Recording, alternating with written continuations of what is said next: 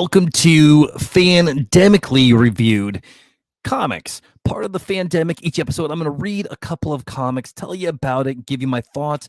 Also, you can make up your own damn mind if this comic is your cup of tea or not. All in about 10 to 15 minutes. I'm the self-proclaimed Emperor of Awesome, Bradley Butin, and this is Fandemically Reviewed. So today, what I'm talking about two titles, both in the Energon universe. I'm talking about Duke #3 and Transformers #1.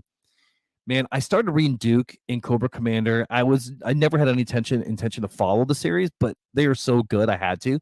After a couple of issues of both, I really wanted to see a couple other things. So I did get Transformers #1. So I'm going to go over that first today, and then I will do Duke #3 as well. And I think I'm also going to get the Robert Kirkman book as well after this one and see how that is. So just a reminder on my rating scale. I have a 1 through 5 rating scale. My lowest score is going to be a 1 out of 5. It's going to be a you shall not pass. This is like, hey, I'm missing something, not my cup of tea. Number 2 out of 5, that's going to be an are you not entertained? I liked it, or it was just okay. Maybe I'm missing something. I don't know. It was just okay. Number 3 out of 5, that's going to be an I'll be back. This is like, hey, maybe I missed something. I am going to watch it again. No matter what, I'm going to watch it again. A 4 out of 5 is going to be a May the Force be with you. This is an enter into my fandom.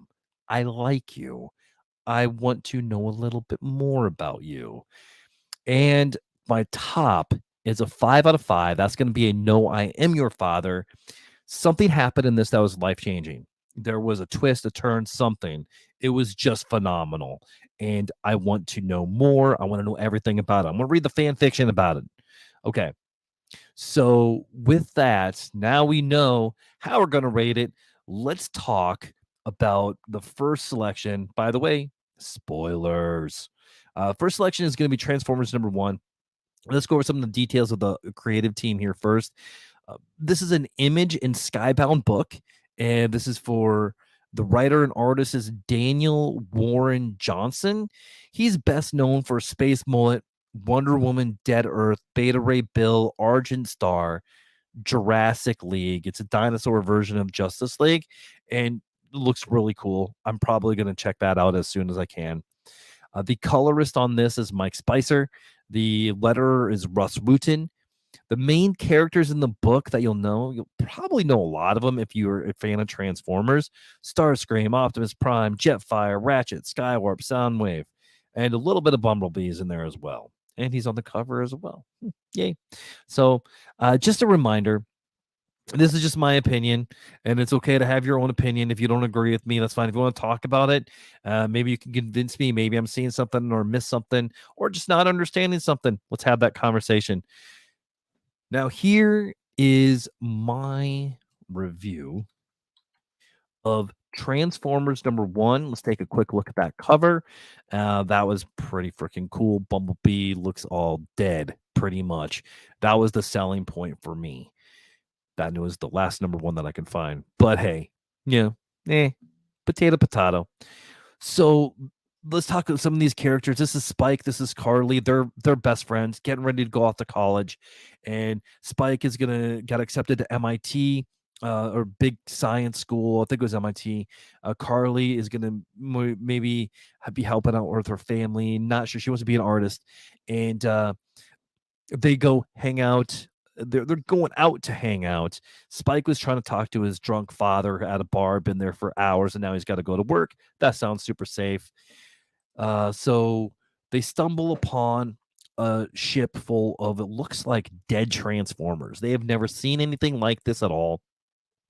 Optimus, you can see that for a little bit of Starscream. So there's definitely a battle that went on, and they don't know what happened. So then Starscream comes alive. He's going to finish off the Autobots and is stopped. All right. So with that happened, then a fight ensures. Ratchet, Optimus wakes up. They're all starting to fight. The tiny humans are trying to help Optimus move his big, huge, heavy gun cannon. And Starscream, it wants to finish them up, but they don't have a lot of energon, so they have to retreat as they're blowing stuff up. Starscream ends up killing somebody semi close to Spike. Maybe it's his father. Maybe it's his father's friend. I don't know. So let's talk a little bit about the good, the bad on this. The good is absolutely the art. It feels, when I read this, it was a quick read. I felt like I was watching a cartoon. I was watching the Generation 1 cartoon from the 80s. It brought back some of my childhood. Maybe that's why I like the Transformers and the G.I. Joe comics so much, because I enjoyed them when I was a kid. Nostalgia, right? The bad, um, man, it got over really fast. I mean, it was a typical size of a comic book. So the bad is that I didn't get more right away. So that's a good and the bad, I guess. Would I recommend this? Yes, I would absolutely recommend this. I think you should go to your comic book store. I think you should pick it up. I think you'll like it too, especially if you're around my age or if you're into Transformers, G.I. Joe, any of that.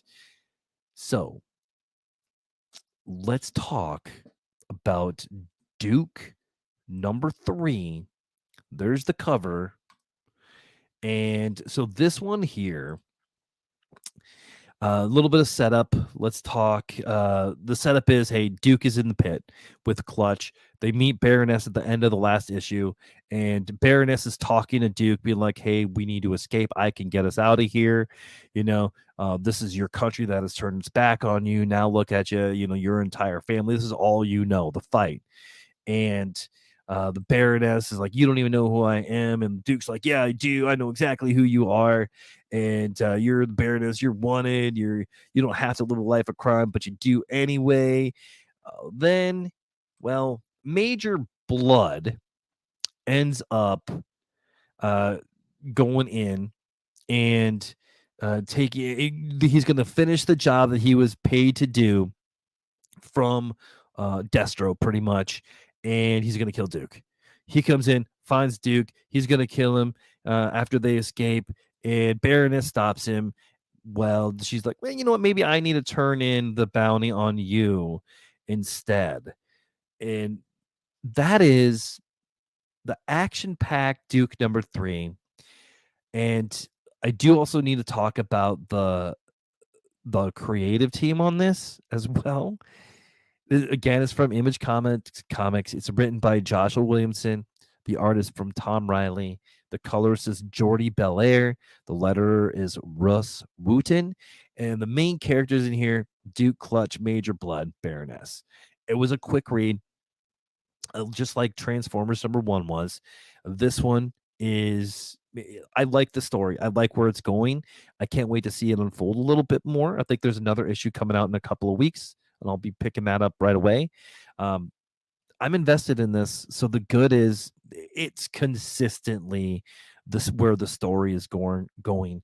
Josh Williamson is brilliant at this. And man, like, I think that he's going to go down as one of the best writers. This book is phenomenal. It's one of my favorites. Bad, again, I'm going to do a bad good thing. The bad is that I have to wait for the next issue, and I would definitely recommend this. So definitely go to your local comic book store, pick it up, read it, love it, cherish it. Now, where am I going to rate? Where am I going to rate the 2 issues? I'm going to probably give them both I think on Transformers number 1, we're going to say, may the force be with you, but just barely. I think it's pretty close to a 3, but 4. So it's going to be right in there. It's going to be an all be force, maybe. I don't know. And I'm probably going to give it another couple of issues, see if I have the same feelings after reading 2 and 3, and if I want to continue on or not. Duke 100% is going to be a not that. We're going to do a may the force be with you. Nothing big happened enough for it to be a no, I am your father, but definitely it's continuing on as a no, I or may the force be with you. They're introducing people for the bigger story in the Cobra and the Joe side, and they're all going to get together with the Transformers, and it's going to be epic. I mean, I remember having these battles with the Transformers and GI Joe as a kid. I wish I still had those action figures and stuff, but hey, whatever. Now it's up to you to decide on Transformers 1 and Duke number 3. Where would you rank this? Would you rank it as a You Shall Not Pass, an I'll Be Back, and May the Force? What do you think about the books? Do you have them? Do you like them? Do you want them now?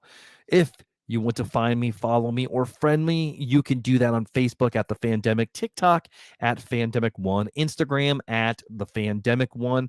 If you feel there is more of a conversation, feel free to reach out and let's talk about it. Who knows? Maybe you'll be the next guest on an episode of The Fandemic. If you want to support the show, there are several ways to do so. You can buy me a coffee at buymeacoffee.com/thefandemic. Find us on Patreon at patreon.com/PVOTN Fandemic. I'm in the process of redoing that whole thing. You can become an episode assistant, a pre-event producer like Stacy, become part of the Council of Nerds for about $5 a month.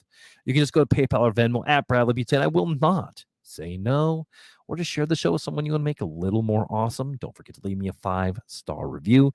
If you like this, check out All Things Fandemic. I try to get as many episodes as I can out there.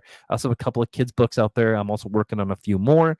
Leveling Up My Awesome and Stuffed Animal Night Force versus the Dream Invaders. They're both on Amazon. You can contact me for autographed copies as well. All right. Transformers issue number 1 and Duke issue 3. You just got Fandemically